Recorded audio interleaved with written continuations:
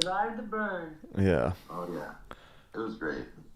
Okay. Good morning. Welcome everybody to another Wednesday morning miracles. Um, She's re- yeah, really grateful to be here. We had an epic, amazing call on Sunday. There was a lot of people. Wednesdays sometimes I guess are a little more challenging because it's so early and I guess people work on Wednesdays, right? Something like that. But if you're watching the replay, much blessings to you as well and happy Wednesday. So, for anybody that is new to this call, I just want to say, we've been going on for a little over 7 years now, and we do these calls on Wednesdays and on Sundays, and we're just going through the course. Last year, January 1st, I decided that we're going to go through the entire book, and we do one section per call, and we started on introduction, and now we are on chapter 15, section 9. However, even if you are not caught up or if you're not reading, the course speaks basically the same thing for the entire book, just in different ways.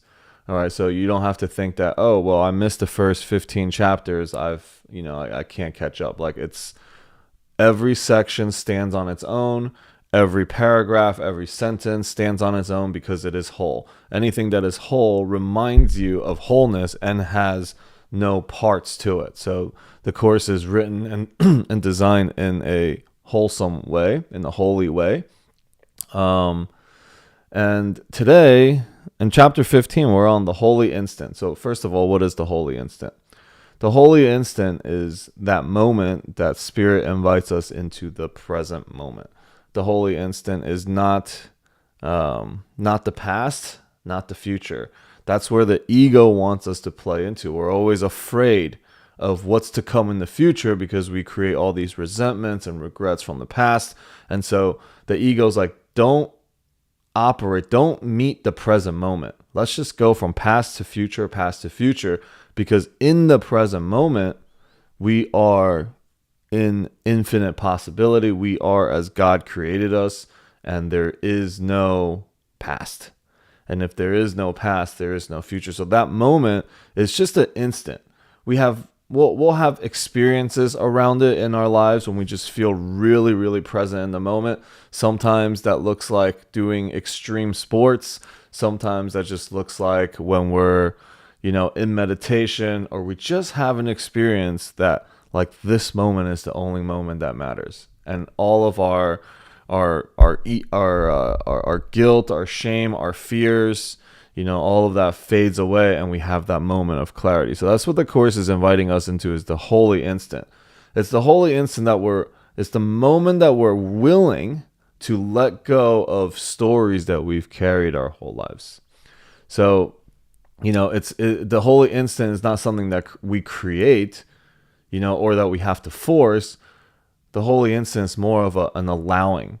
It's available to us moment to moment if we choose to let go of fear, if we choose to let go of control, and if we choose to truly let love in. The Course says that Spirit comes to you from willingness.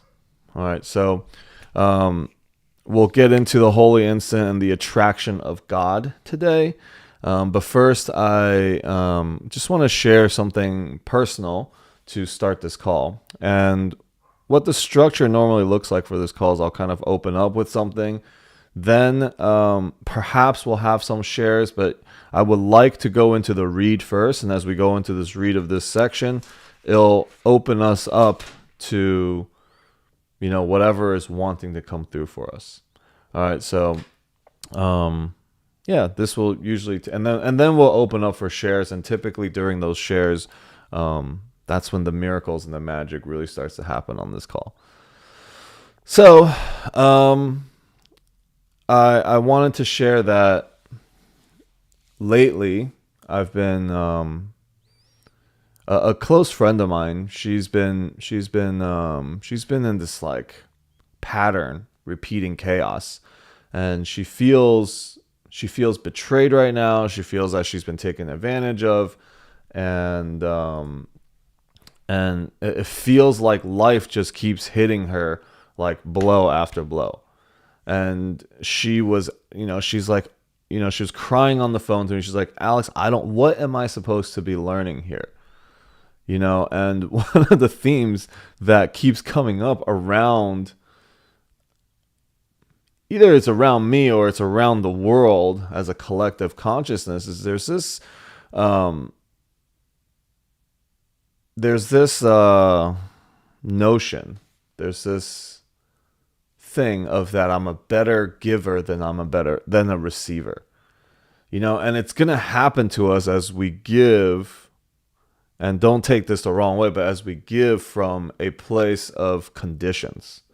When we give from a place of conditions, that always feels like something is going to take from us. So the Course is reminding us that love has no conditions. And when you can give really from unconditional love, there is no feeling of depletion. It's actually the opposite. In the giving, receiving happens. Receiving and giving is happening at the exact same time if we give without conditions. But when we feel like we're giving as a form of sacrifice, whether it's our energy or our time or our resources, then that giving actually becomes like a toxic giving. It doesn't really serve anybody. It actually damages us, and it damages the people that we are thinking that we're giving to. And it's gonna feel like there's a sense of depletion from us when we're giving from that place. So we'll go into that in a second, but this is something that she said to me, and I've heard a couple times, in this last week and a half, or maybe even the last 3 weeks. But perhaps you can relate to that, right? Perhaps you can relate to the fact that you've been giving, and you've been giving in your relationships, and you've been giving, everywhere, and it's starting to feel like it's not safe, or I don't have enough to give anymore. Like I have to give to myself at this point. So this is the ego's thought system is always split. So there is a you and then there's a me. There is a good and there's a bad. There's a giving and a receiving. Like they're all operating separately. And so from that space, our minds go into duality, and the ego doesn't actually care which one you choose. It doesn't care if you feel like you're a good person or if you're a bad person, or if this is true or it's false. The ego doesn't care about that. The ego only cares that you are choosing, that there is two choices. Because when there is two choices, it requires you to make something that you are not actually capable of doing, which the Course says is judgment. Which is interesting, right? Because we ended our call last week on this conversation of judgment. And the ego thrives when you think you can make judgments. And so we'll kind of piggyback off of exactly where we left off last week, which is on how is judgment relinquished. So let me just flip to that real quick. So what we were reading last week is why, when we are in a place of duality, if we believe that there is good and bad and there is light and dark, if we have that in our mind that both exists, then it will call to judgment. All right, and judgment is the ego's ultimate weapon. Now, what is the Course inviting us into? The Course is inviting us into unity, into oneness. That means when light and darkness comes together into one place, what is left? If we bring it into the holy instant, there is only one thing that can ever exist. And in today's section, the Course will talk about the importance of making that decision. Making that choice, like until you make that decision that there is only love, then you will be in conflict and you will be in confusion, which is what the ego wants. And at any given point, we think we are the answer to the problem. But since we created the problem, we actually can't create the answer. That's what the Course is saying. Okay, so let's just go into judgment for a second. When we understand this this distinction of how our world of illusions carry judgment versus what, the Holy Spirit carries as judgment, we might understand just a little bit more of where we are going in this conversation. So, judgment, right? So the Course says, how is judgment relinquished? You have to give up judgment in order for you to create and open up your channel of communication with God. So judgment, like other devices by which the world of illusions is maintained, is totally misunderstood by the world. It is actually confused with wisdom and substitutes for truth. As the world uses the term, an individual is capable of good and bad judgment, and his education aimed at strengthening the good and strengthening the former and minimizing the latter. There is, however, considerable confusion about what these categories actually mean. What is good judgment to one is bad judgment to another. Further, even the same person classifies the same action as showing good judgment at one time and bad judgment at another time. Nor can any consistent criteria for determining what these categories are be really taught. At any time, the student may disagree with what his would-be teacher says about them, and the teacher himself may be inconsistent in what he believes. Good judgment in these terms does not mean anything, nor does bad. It is necessary for the teacher of God to realize that he should not that he should not judge, but that he cannot. In giving up judgment, he's merely giving up what he did not have. He gives up an illusion, or better, he has an illusion of giving up. He has actually become more honest. Recognizing that judgment was always impossible for him, he no longer attempts it. This is no sacrifice. On the contrary, he puts himself in a position where judgment through him rather than by him can occur, and this judgment is neither good or bad. It is the only judgment there is, and it is the one judgment that God's Son is guiltless and sin does not exist. The ego just really is not happy when we start to have this conversation that there is no sin, right? That we are all God's Son and we are all guiltless. The aim of the curriculum, unlike the goals of the world's learning, is the recognition that judgment in the usual sense is impossible. This is not an opinion, but a fact. So here is the Course laying it out right to you right now. Judgment is impossible for you. It's not an opinion, it's a fact. In order to judge anything rightly, okay, so if you were to actually judge anything rightly, one would have to be fully aware of an inconceivable wide range of things, the past, present, and to come. One would have to recognize in advance all the effects of his judgment on everyone and everything involved in them in any way. And one will actually also have to be certain that there is no distortion in his perception, so that his judgment will be wholly fair to everyone to whom it rests now and in the future. So think about this. If you were to make a judgment, who is in the position to actually do this? Who can actually claim this fantasy for themselves? Right? So think about a judgment that we make. And the Course says, remember how many times you thought you knew all the facts you needed for judgment and how wrong you were. Is there anyone who has not experienced this? Would you know how many times you merely thought you were right without ever realizing you were wrong? Why would you choose such an arbitrary basis for decision making? Wisdom is not judgment. It is the relinquishment of judgment. I want to make a point right here about the Course. The Course is not about adding more information, adding more practice. It's not about adding anything. The Course is about removing the blockages to the awareness of love, which is your natural inheritance. We've grown up.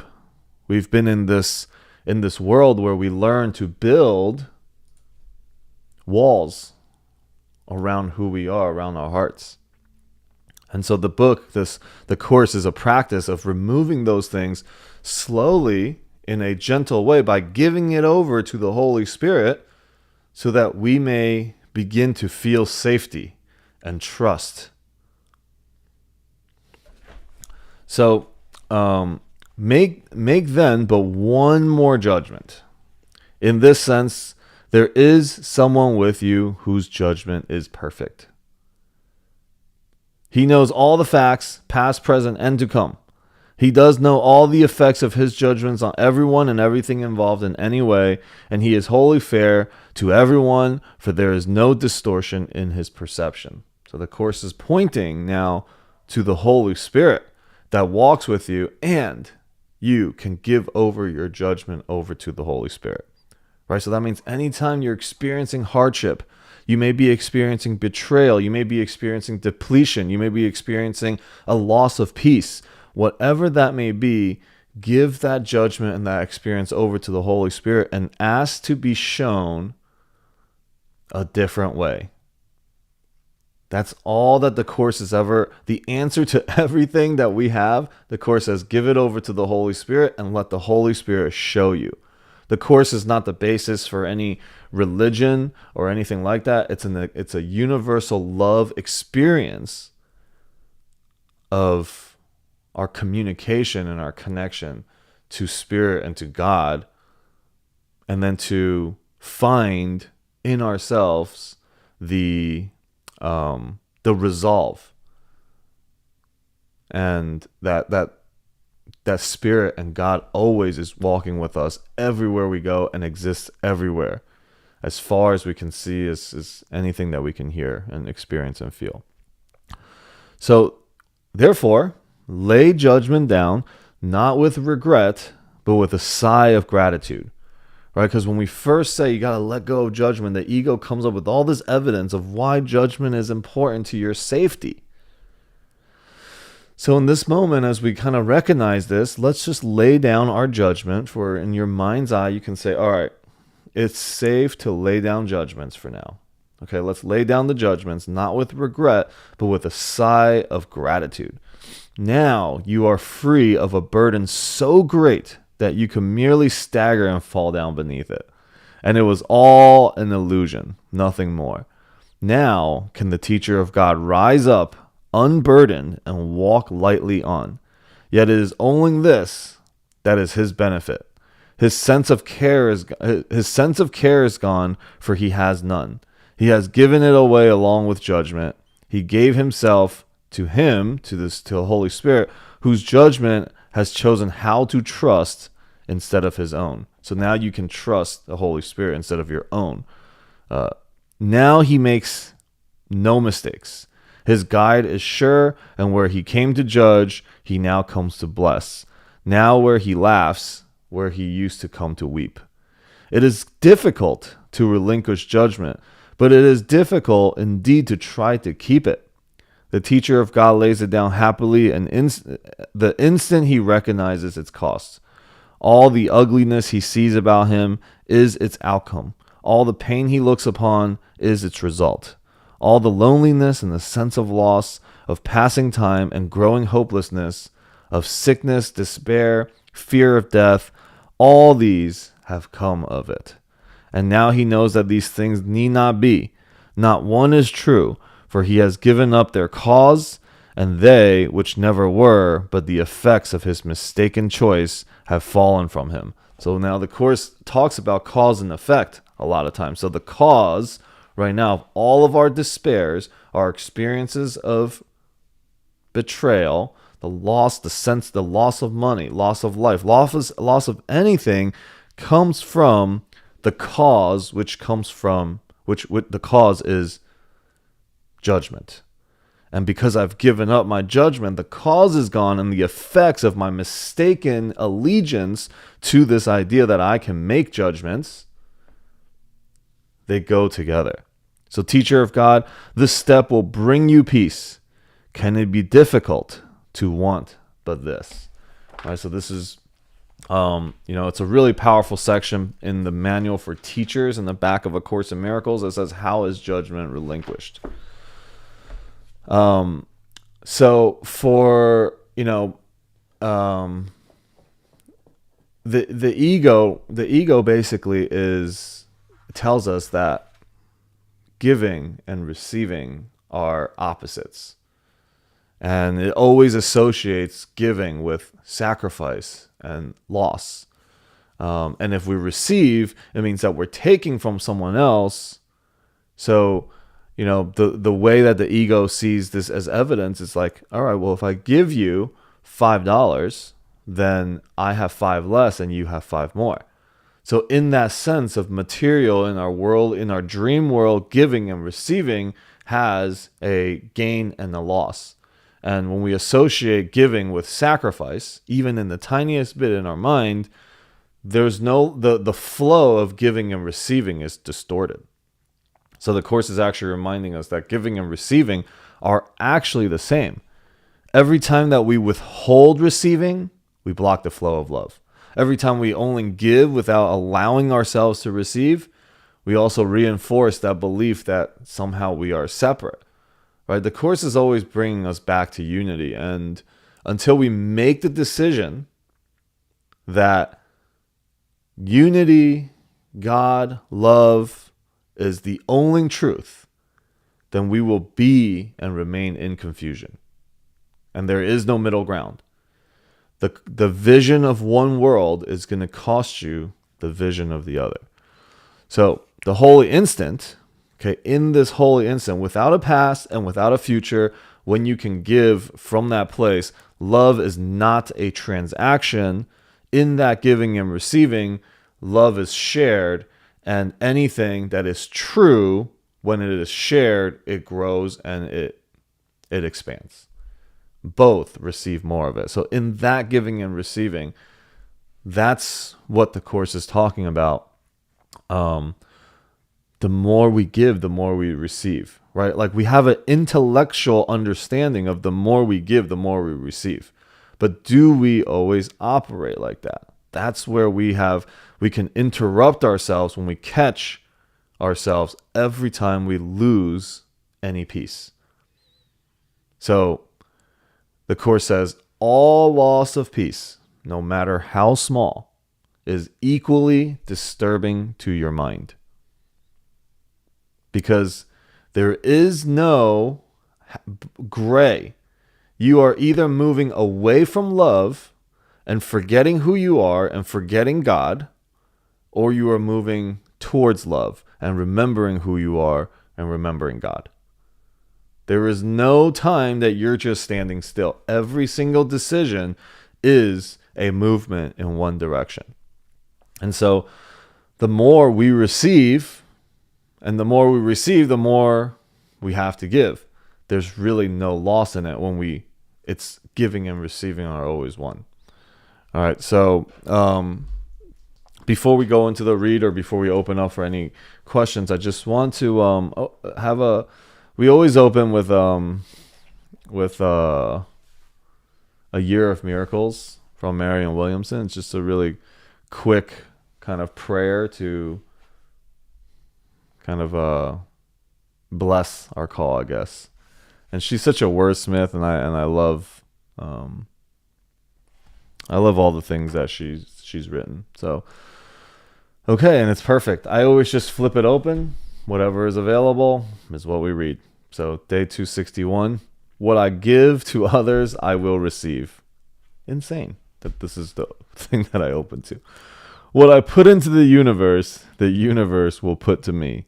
I cannot escape the law of cause and effect, which is my protection when I am loving and my teacher when I am not. Ooh, I like that. I choose to be generous, for generosity is in my self-interest. What I give to others, I receive. I will not be tempted today to deny, however subtly, the way I withhold love from others.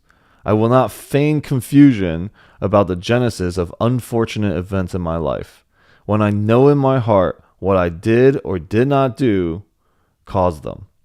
I atone for my errors and begin again today, knowing love and love alone will guide me truly. I seek to give today what I wish to receive. May I give love, understanding, forgiveness, and encouragement. May I listen well, nurture well, and speak with kindness. And when I deviate, may I be forgiven. So, what I give to others, I will receive. And that's a practice. It's a practice for us too. I get this a lot in my relationship with my wife, with love. Every time I take something personal, she takes it personal. And I'm like, if you can just see my point, right? If you can just validate what I'm saying, then this argument will be over. But in that moment, this is actually the work. The work is super perfect right here, because in that moment, if you can interrupt yourself, what you are asking for is literally what is being asked of you to give. When I validate her position as extreme and as like really not logical for me, if I can at least just be curious and validate it and see her position, all of a sudden she softens up, and it's no longer like this fight that happens. There's a softness and flow of going back and forth.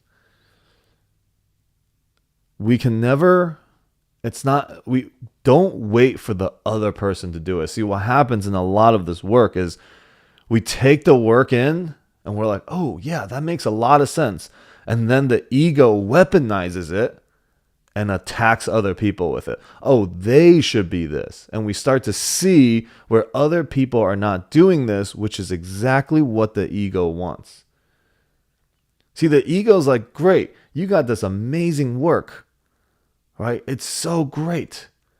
This body of work that you have, it's so awesome. However, the ego will weaponize it only to create separation once again.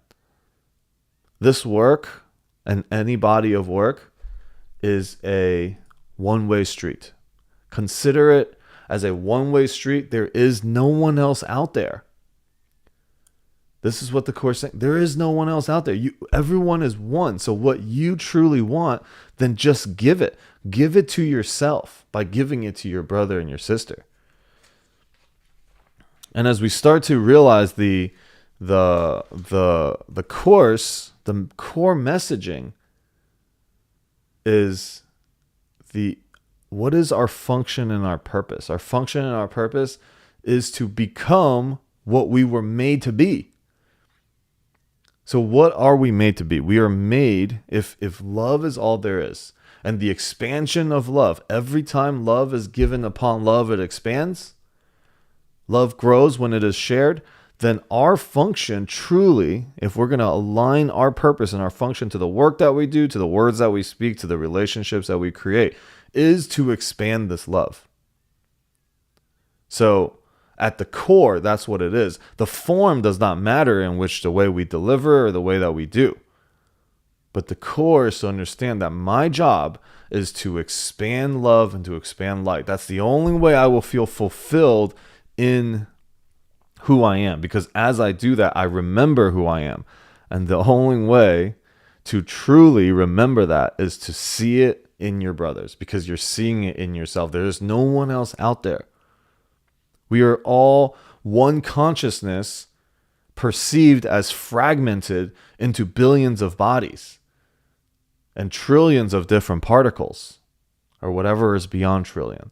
So it's this fragmented, this perceived, it looks like it's fragmented, but we are really all one consciousness, is what the Course is saying.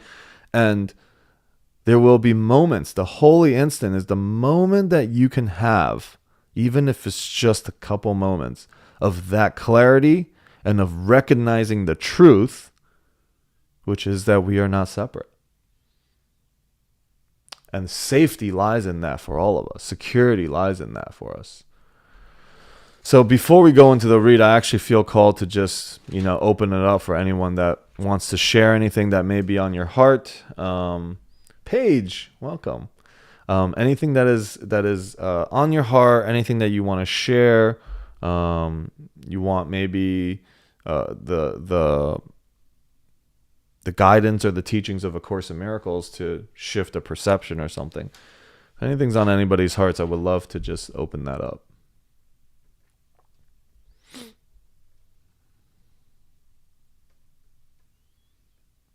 I'll share real quick, Alex. Yes. It's just these past almost 7 years with you has been absolutely amazing. This work is is work that you have to do on a daily basis. It's not like, oh, I get it now. It's like you said, it's not a book that you read and you're like, oh, I got that now. Hmm. It's work, and you got to put the work in every day. And I just want to say that ever since I've been working with the plant medicine, it all just makes a lot more sense, and it's just been so much easier to put the pieces together and to live like that. I find I'm so much more in peace, and life keeps on lifing at me. I mean, shit still comes at me like at warp speed sometimes, but the difference is that I find my peace so much quicker, and I know that no matter what comes at me from the outside 3D world, it's not really real.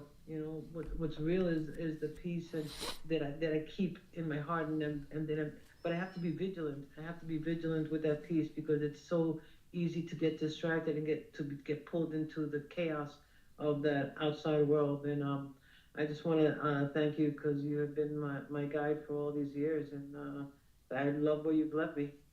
Mm, love it. Thank you. Thank you for sharing that. As you're sharing that analogy kind of came to my mind. Um, we are the sun. We are the sun. The sun is beautiful, clear, magnificent, grand, right? It's like that's who we are. And then the clouds come and there's a storm and there's lightning and all these things and we don't see the sun and we mistaken that we are the storm. See, a storm comes and goes, right? But we attach to those things and we make them our stories and we're like, wait, but a storm during this time, that means I am the storm. So what stories have you carried in your past that is the storm? I was neglected. I was abandoned. I was, what are these things? I was not around healthy relationships. My body has always been sick. All these things. And as we try to, what the Course says, what we try to do is we try to fix those things. That is in you. In order to truly heal those things is to remember that you are the sun. You are not the storm. You're not the snow. You're not the rain. You're not the lightning. You're not all those things that come that blocks the view of the sun. You simply let those things pass. And Eastern philosophy, I grew up on the Tao, right? The Tao is like, let it come, let it swell, let it pass. That is the way. Don't interfere with any of it by attaching yourself to it and make them your stories. There's a distinction in the Course that talks about mastering darkness. That mastering love is not the same thing as mastering darkness. Anytime that we want to fix something, all that we do is amplify the fact that something is broken. And our minds, every single cell in our body, all of the world is follows the mind, follows your beliefs. Like we have so much evidence that belief is actually what creates our reality, yet we still need the reality to tell us what to believe. See, that's what the Course is saying. You have to make a decision. Which one is true? They can't both sometimes be true. Do I need to see in order to believe, or do I believe first and then I see? Which one is it? This is what the Course is saying. You have to make a decision. These two are diametrically opposites that they share no commonality. One is of the ego, one is of spirit. You get to choose between one of these at any given moment. That's the holy instant. The holy instant is, do I choose to see with God's eye, or do I have to see with my physical eye? And in your physical eye, you will mistaken, because the truth, even if you believe that you have to see in order to believe, doesn't mean that the truth of like it already exists. Right? So this is the part in today's section of the attraction of God is you're going to have to make a decision. And the Course is putting it this way so that you can catch yourselves in any moment. If you lose your peace, it means you are missing the picture. You are thinking that you are the storm and that you are the situations and the chaoses and the traumas and the stories and the all of that. And one last thing I'm going to say is the Course says you are never upset for the reason that you think.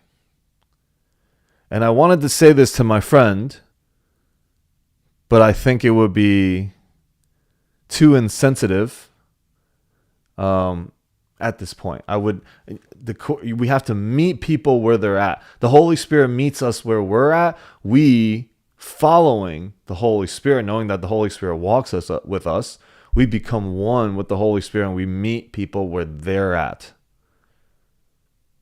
We become the big brother. We become the big sister in that moment. Doesn't mean we'll always stay in that position, right? Because the learning and the student and teacher is always in this dance around the circle. The student becomes the teacher becomes a student, because there's only one. All right, so Anastasia, you had your hand up first, and then wait, where did she go? Oh, there she is. And then Claudia. Yes, hi, good morning. Good morning. Well, what you just shared about mastering darkness is landed so deeply in me, because in the last several years, that's exactly what my journey was, because I felt like I'm so into the spiritual world, and I felt I have I cannot say I mastered it, but yeah, I felt like I am deeply in the spirituality, in the love and acceptance, and in connection, and we all one. That I completely disregarded my life as a human being. And just recently I felt like I fully, completely landed to this present moment. And there is really nothing as joyful and as exciting as taking all this experience from who we truly are, which is light and love and oneness, and bring it in to this planet, to this relationship, to the businesses, to whatever we're facing, and to recreate from that 3D. And I never been as joyful as I am right now, when I fully feel 100%, their imperfection of my human, imperfection of my life. And it's so exciting to be able to transform it by by being connected and supported through the spirituality. It's I think this is the biggest blessing for every human, to be at the same time awakened, and to the spiritual world, and at the same time enjoying whatever life is presenting, because it's beautiful opportunity. So yeah, just wanted to comment on that. Yeah, amazing. And here's like the beautiful thing, right? I mean, is there perceived darkness? Yes. Are we living in a 3D world right now? Yes. Like, it might be thought of what we're doing as the Course as bypassing, right? But it's not bypassing when you can just remember the truth. In whatever moments that you have, you can remember the truth, because in that moment, you recognize that even the darkness that you had to go through, that was a part of light. See, we, in the dual mind of our ego, we think there is a light and a dark. The Course says you actually just don't understand what the light is. You think the light is just light. The light is actually all-encompassing of dark and light. Then no matter what path you go through, it all returns to the light.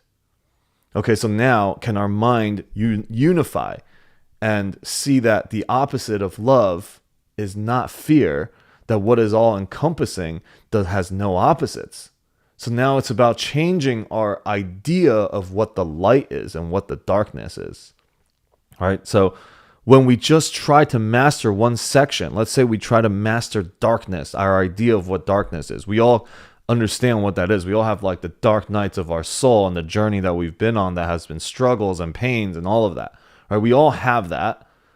But the moment the healing comes from the moment that you can see that all of that was not a loss, all of that was not life or God betraying you, all of that was not your brothers or sisters hurting you intentionally, or the unfairness of life. All of that was a shift for us to truly remember that all those things that we carried is not us. And that we're not upset at the situation. We're upset at our interpretation of a situation, which means the interpretation of what loss means, the interpretation of our special relationships that we have in our life. When I say special relationships, that means they have conditions. If they go, I am now sad. If they do this, I am now happy. Right? These are conditions. There is a way of loving something that literally is unattached, and it's the greatest love that you can experience.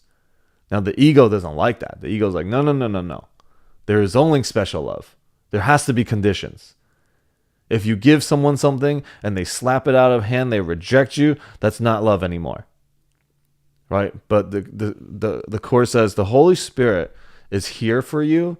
And every single one of us, the way that we heal and remember the light and remember our function to get through this perceived darkness is that we are going to carry the stories and we are going to run with this darkness and let it eat us alive and beat us up until we finally say, because the Course says we are resilient, and we have very, very high tolerance for pain.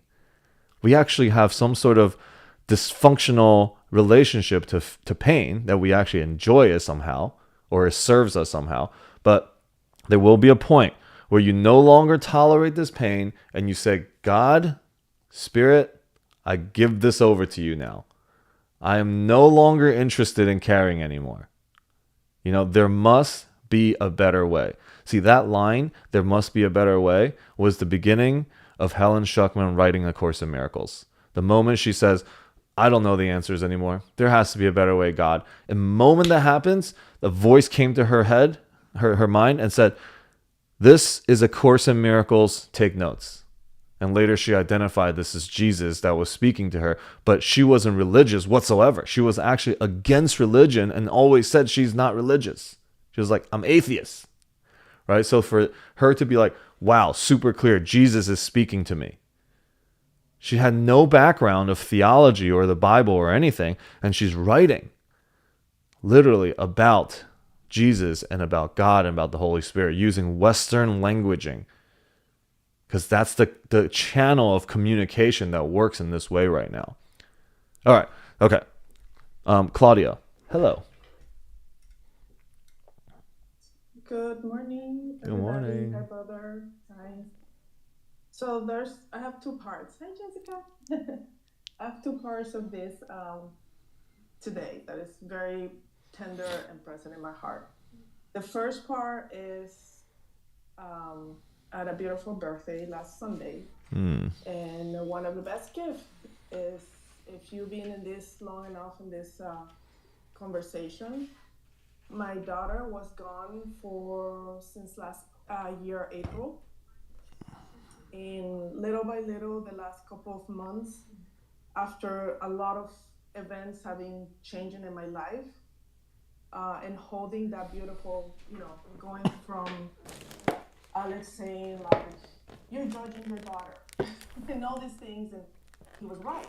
And I keep going back and forth on my spaces with my daughter, right?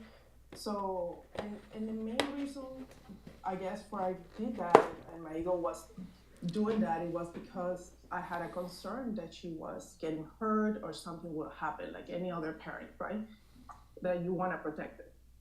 And, but she needed to go through her process. She needed to go to days identified for me, days identified from my mother who lived with us. And that was a very sad and painful process.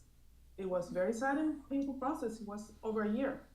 We tried to reconnect back in January, But I still nervous system was very very dysregulated by for both of us. So it went even worse. So she stopped talking again to me, and so recently she came back and she was asking me that she was not feeling well. Then I started supporting her there. I guess she needed mommy at that point. She's been with her dad. Her dad is doing an amazing job. Like I really applaud him for whatever capacity he has been going with her. Um, and I talk every day to him to ask him how she's doing because she will never respond to me or anything. But I wrote her journals. I wrote her, you know, a lot of things in my space, loving her from the distance, made me very nervous to just share this because it's very vulnerable. And of course, in the process is like what I did wrong as a mother, right? But it was nothing wrong. It's just she needed to go through that process. And on on Sunday, I text her. I had a little celebration and an event on Saturday, and she told me she called me, and then when I check out, she had called me like at 10:30 at night, but I was in the middle of like my celebration, and I never saw her call. So, but I text her and I say, "Are you coming to sing happy birthday to me?" And she said yes.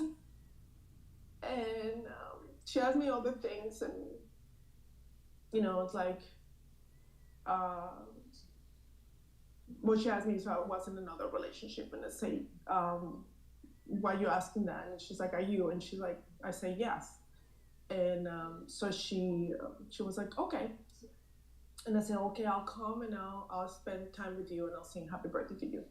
So she came and she spent like a 45 minutes. She met my new partner, and it was very beautiful. Like she wrote me a beautiful letter, a beautiful card. Um, and and the card said that she was understanding that as a mom, the kids don't come with instructions how to mother them. That I was doing my best, that she understanding that I was doing my best with the uh, example and program that I have for my own parents. And then she knew that I was doing my best to pass that down, but it was not working. And saying that, she understood that even that, like she was really hoping, with all these traumas and stuff, and this literally she wrote this chaotic shit came down for strength our relationship and to love better. So I hope that she told me, and everything that we went through has been giving me the tools to support other people going through shit, she told me. And she wrote at the end, like mother, like daughter. And it was very beautiful to read that. And it was like super happy for that. It was like one of the best gifts of my birthday. Oh. And of course, community was there on Saturday. And my gosh, I received so many happy birthdays and Facebook. It was just so much. Uh, like super overstimulated to say one say. And then I was in a I'm a part of these different chats that I haven't been able to really um, contribute or collaborate or like even talk in this chat because for um, ending my past relationship and starting this new one for some people was very shocking, and I understand that I had a responsibility on the sensitivity that created certain people in the communities that I belong to.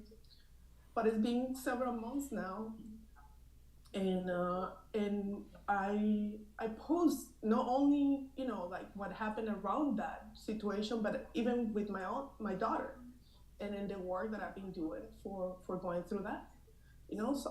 So like I mentioned something like like how the people can see you wrong and the illusions of wrong, and I put wrong in quotations, and it was taken really bad to someone who took it personal, that it was sensitive about 8 months ago that when all this happened. And it went down because then I was called out by somebody else about it, that I needed to, go in this space and apologize. And I say, I went to this person long time ago for not to have to apologize and to give that news by myself. And it wasn't taken, even that person told me it was taken like good, that it was no problem with it.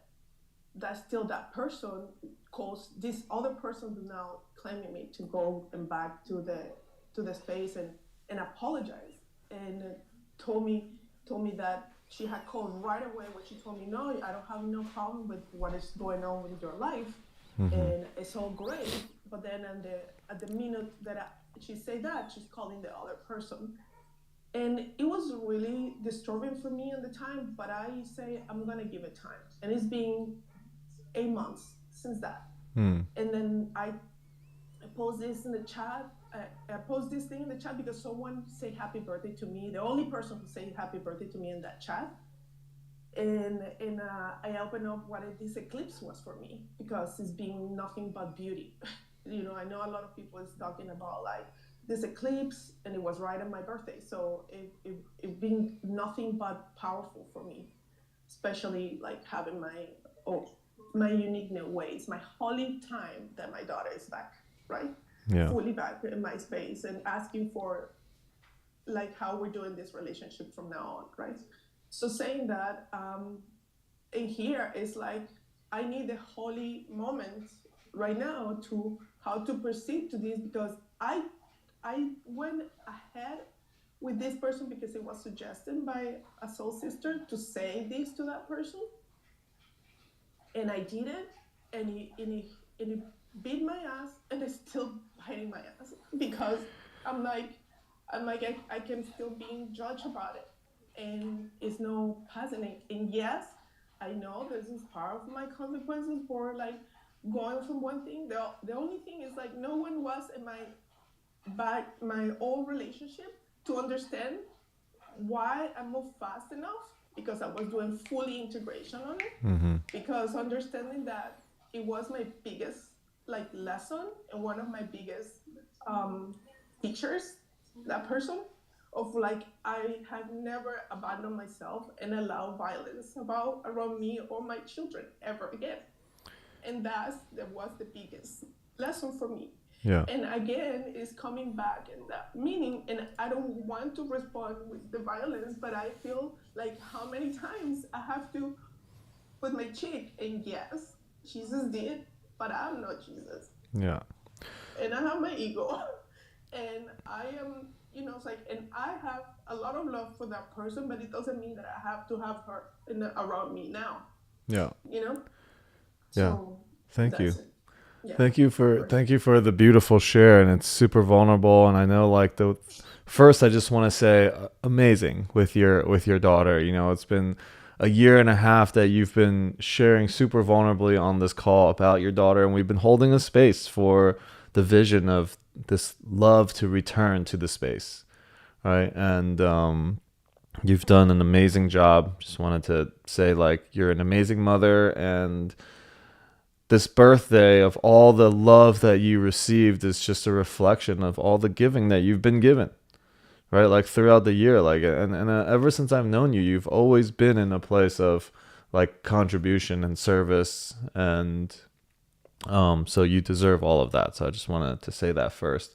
The second thing is, this is how the ego works, right? It's just the attack clings onto the attack, and then the guilt and the shame and the grievances, these are things that continue to propel itself, right? And rather than trying to figure out what it all means, this is a really important part of the course, is like, we're like, why is this happening to me?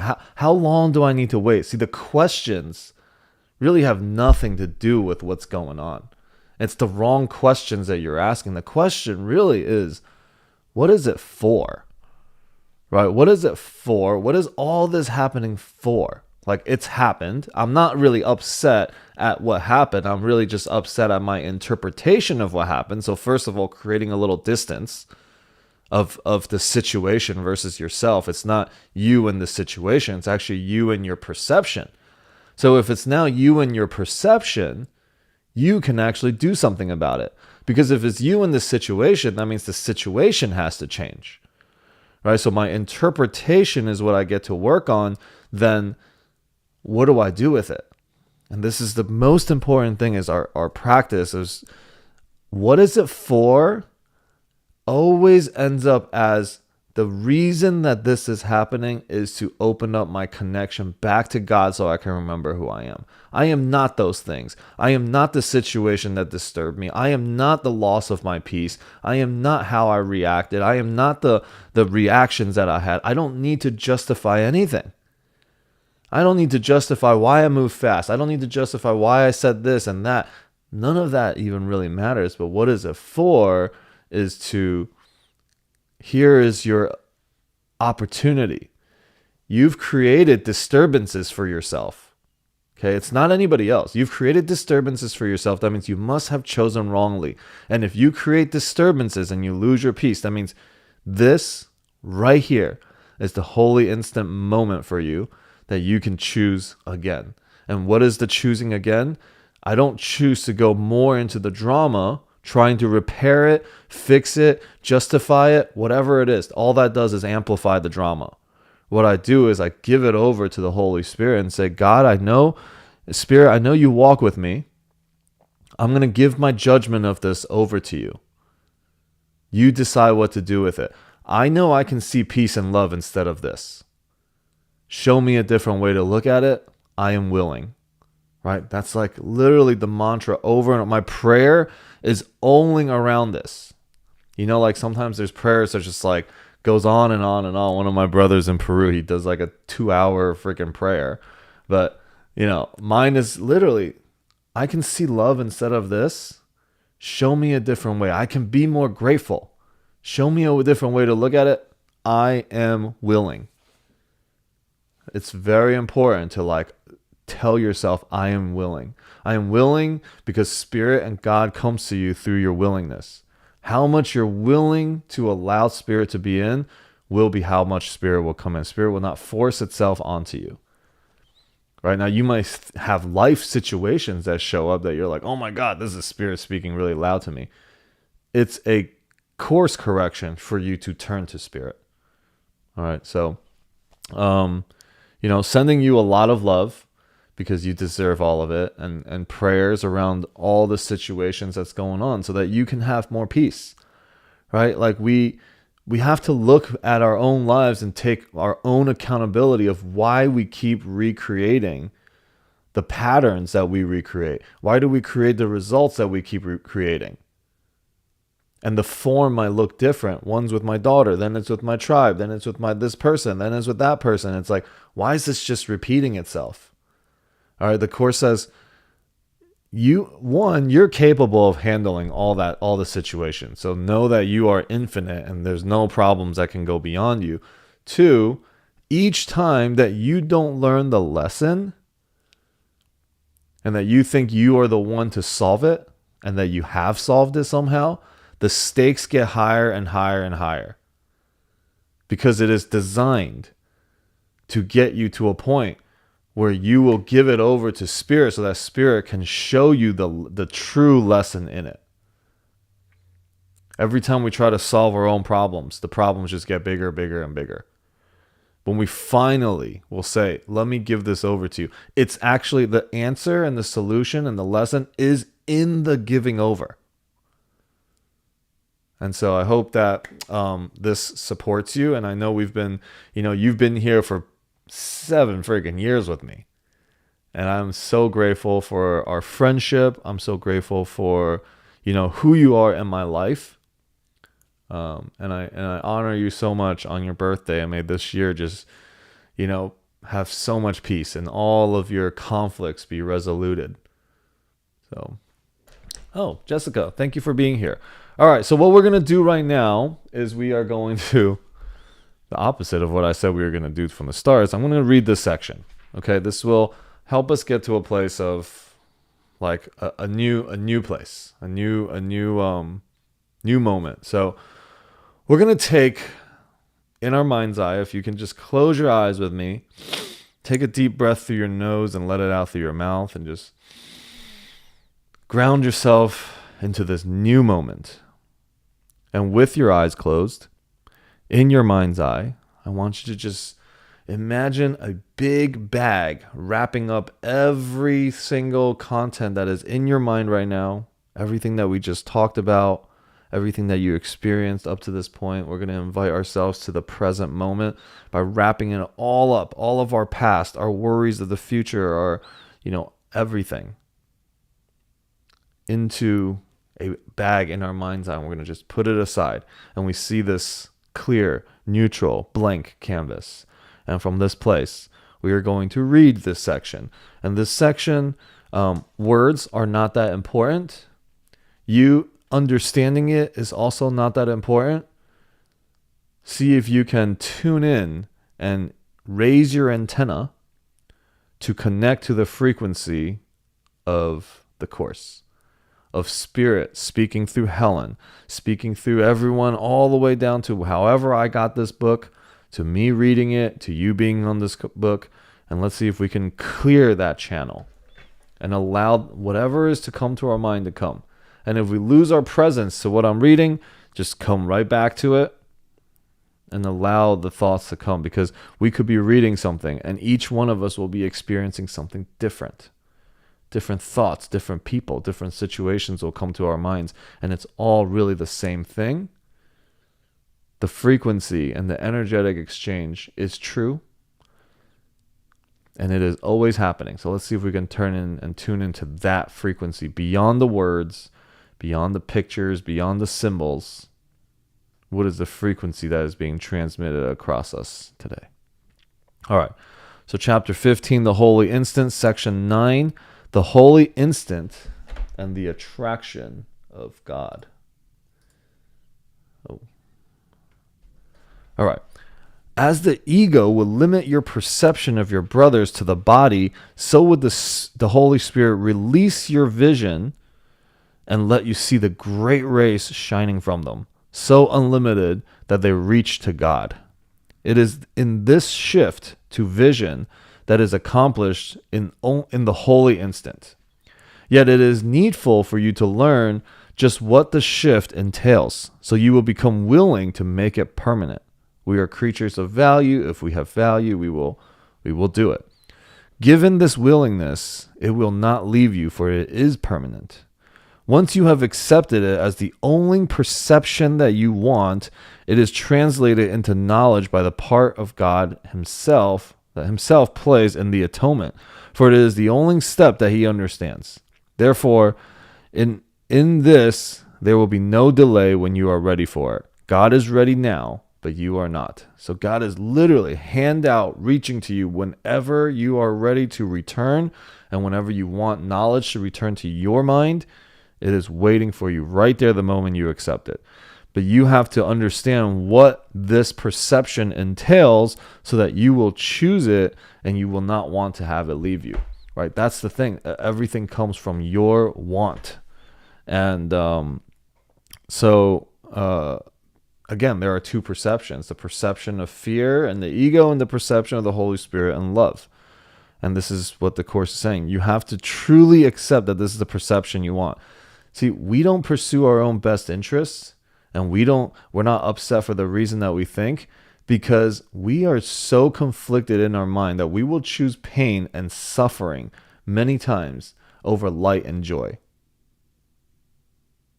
And if you doubt that, just look at some results in your own life, right? We actually make things more complicated. We put things on the altar that doesn't belong on the altar.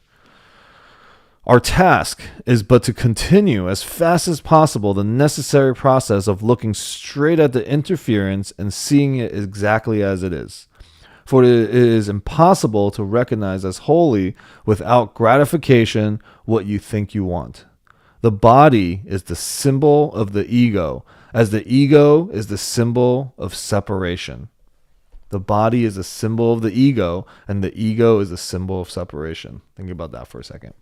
And both are nothing more than attempts to limit communication and thereby making it impossible. For communication must be unlimited in order to have meaning, and deprived of meaning, it will not satisfy you completely. See, this is that like partial allegiance that we have.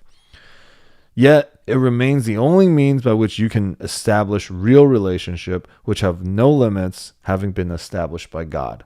So there is a communication channel that is beyond all of our ego and separate and duality selves, that is already established by God, but it is full and it is whole, and it can't be partial. Cannot have partial allegiance to it.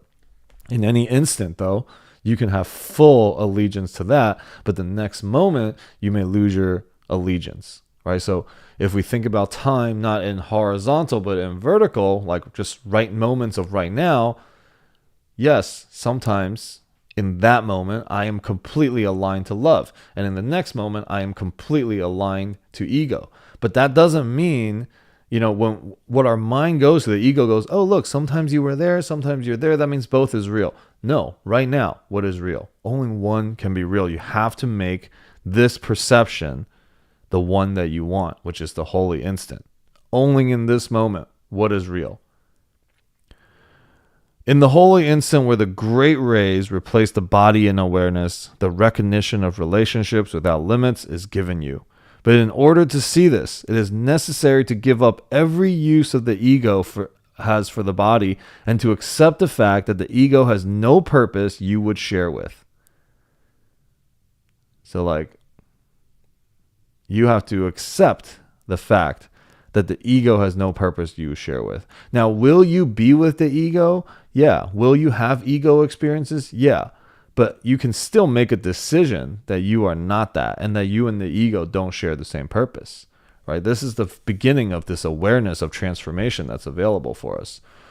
For the ego will limit everyone as a body for its own purposes. And while you think it has a purpose, you will choose to utilize the means by which it tries to turn its purpose into accomplishment. This will never be accomplished.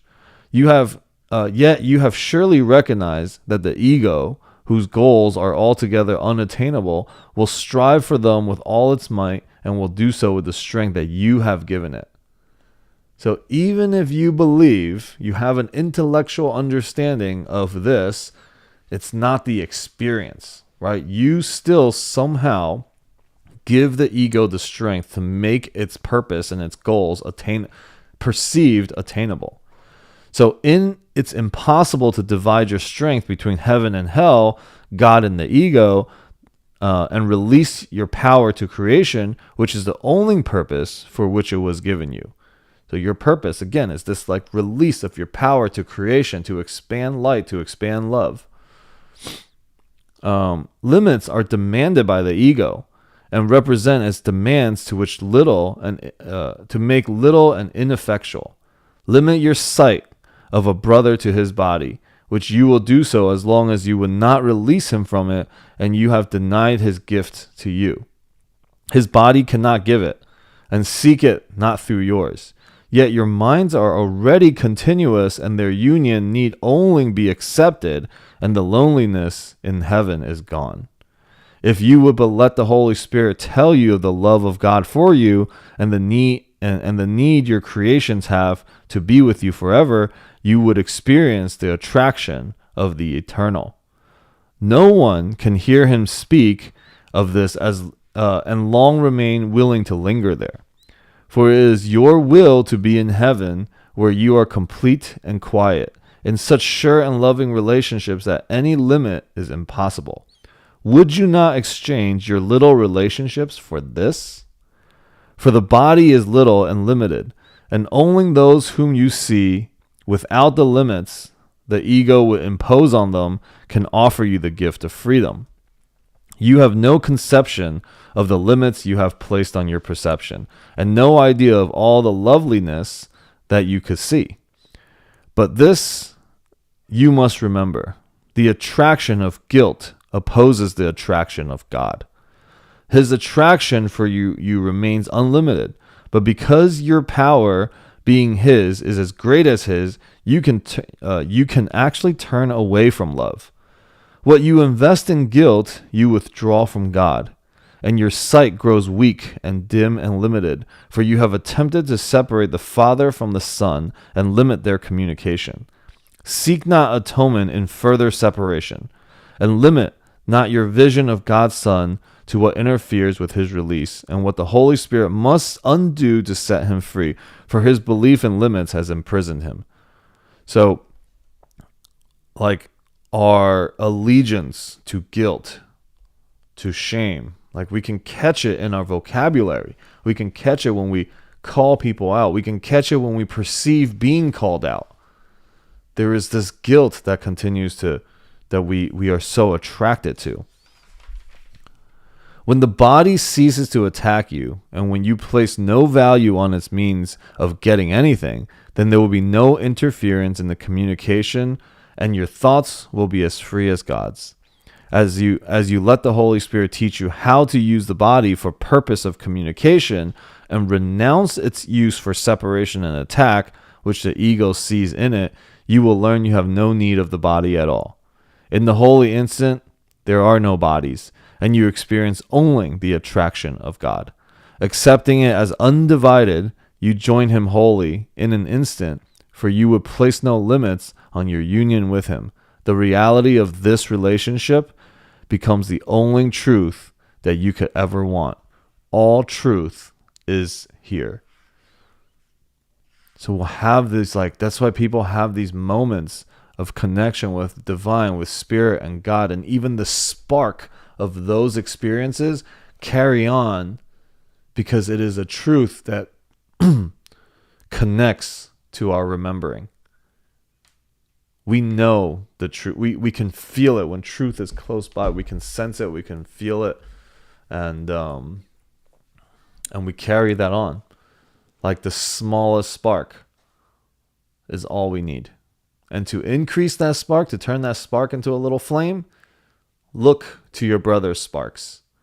Look to the people that trigger you the most, those sparks. Look to the situation that you feel like you're a victim in. Find the spark there. That's how you grow your spark. As giving and receiving are not separate, cause and effect are not separate, love and fear are not separate. Because one is an illusion. And giving that up is not a sacrifice. Giving that up is giving up nothing. When you give up an illusion, you're giving up nothing. So there's no sacrifice that's involved. But how often do we throw our peace away for illusions? For, we interpret that money right now will give me happiness. But money is nothing. Love is everything. Peace is everything. So we throw away peace and love for all these temptations of things. And so these calls are designed just for us to have little moments of remembering, because the chances that on this call there will be one thing that you can relate to, that you can take away, is it's here. And so it's not as important about the words, about the reading. It's really about the remembering that happens as a result of us tapping into this frequency. So hopefully that makes sense. All right, we have about 10 more minutes. Love to just open it up for any shares, any questions. Love it.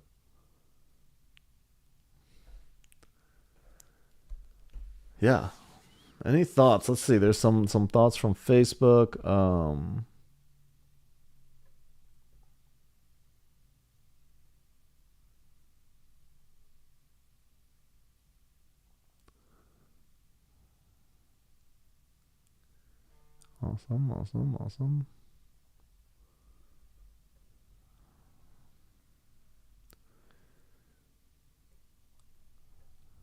All right. Well, we can read another Miriam passage. Oh, Mike, did you want to say something? You went on mute. Yeah, I'm kind of in a dilemma here. So,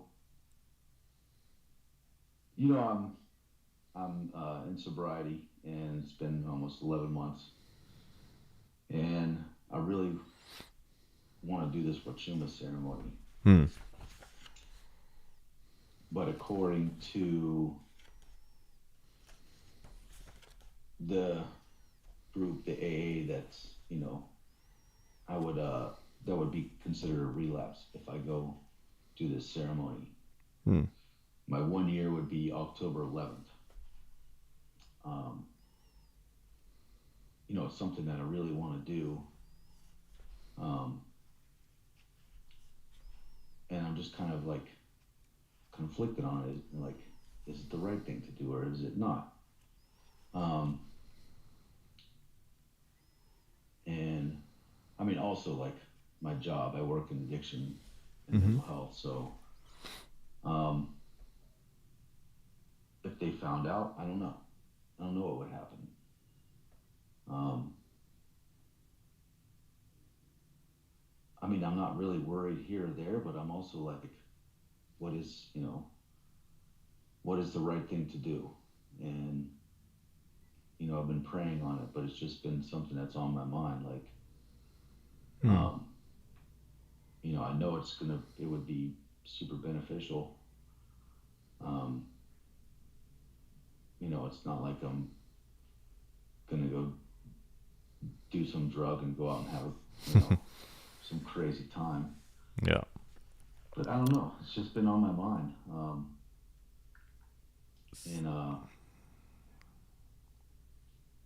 don't know. I just felt like I needed to share that. And it's also kind of goes back to the judgment. Like, do I really care what other people think? Hmm. Is it that important? Um, yeah, I don't know. If my roommate found out, what would happen? I don't know. Yeah. So thank you for sharing that, because this is a very courageous share, actually. Because it's a real thing. However, let me just put it this way. Whatever you choose is not the wrong choice. So let's just put aside the burden of making the wrong choice, right? So whatever you choose, it's not gonna be a wrong choice. Now, Yeah. there is the question for yourself is not, should I do it or should I not? The question is on the reclamation of your connection to God and spirit that is above the laws of man. Right? Because we're still tied to stories and illusions and judgments and all those things. This is an opportunity to go beyond that. Mm-hmm. Right? So like, what is it for is the question. The question is, what is it for? It's not, should I go and sit with Wachuma with you guys or not? The question is, what is it for that this is even coming up? And so, of course, I turn to A Year of Miracles and I open it up, and here's what Marianne offers you. Marianne says, on reclaiming the knowledge of your heart. Meaning does not lie in things. Meaning lies in us.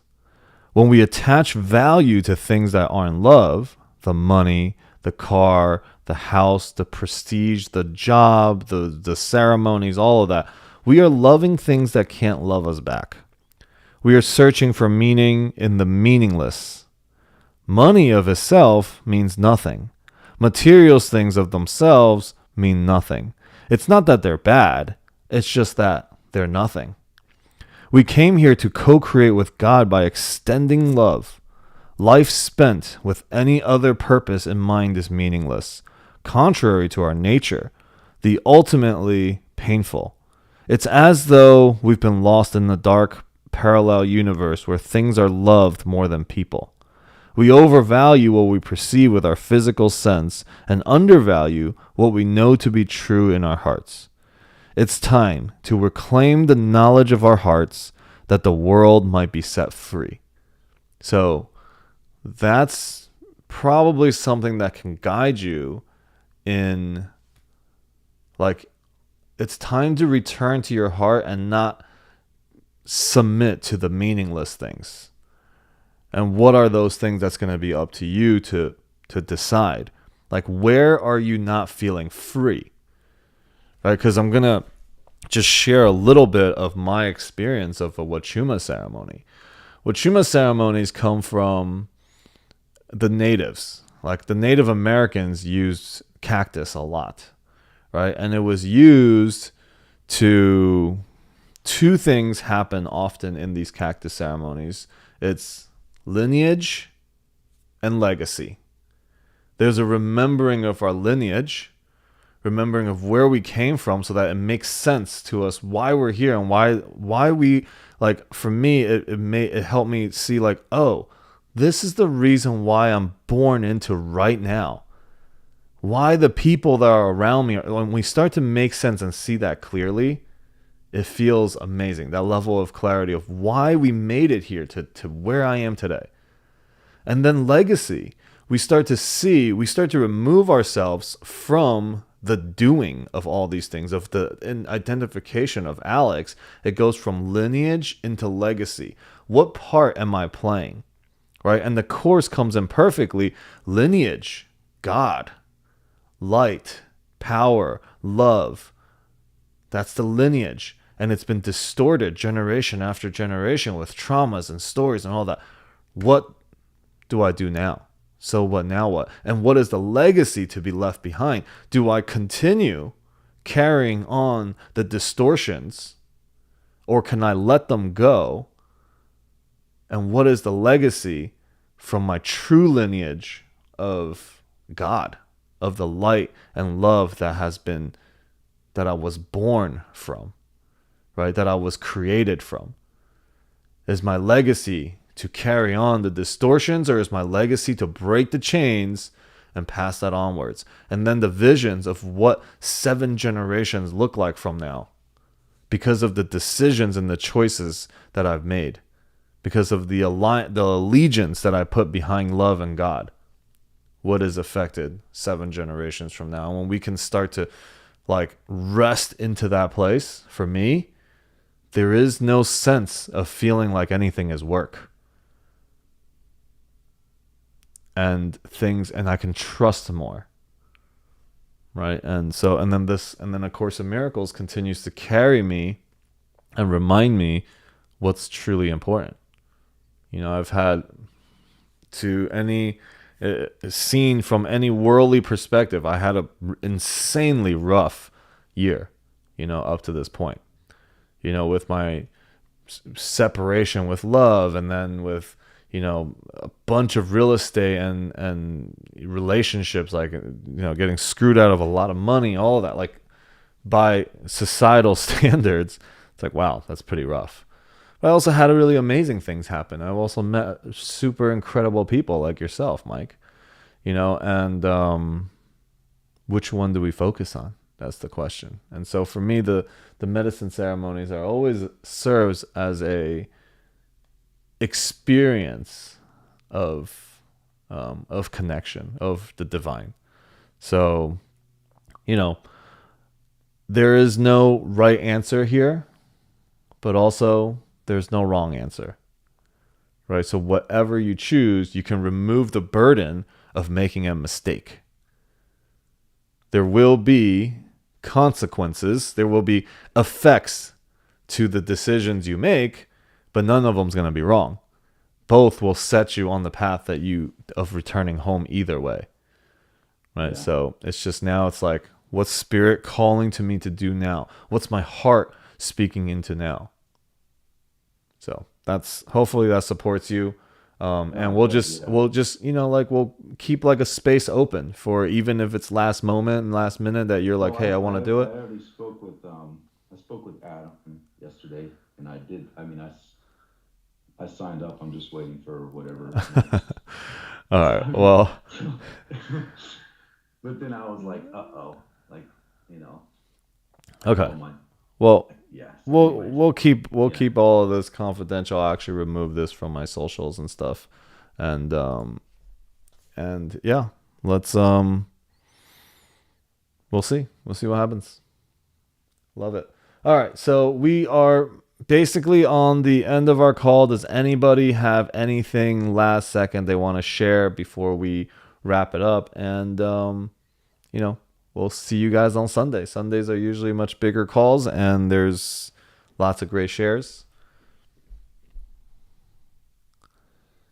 If not, then much blessings to everybody. Good. Thank you, Alex. Thank you for being here. Love you guys, and see you guys soon. Thank you, Alex. Love you, man. Thank you. Bye everyone. Thank you.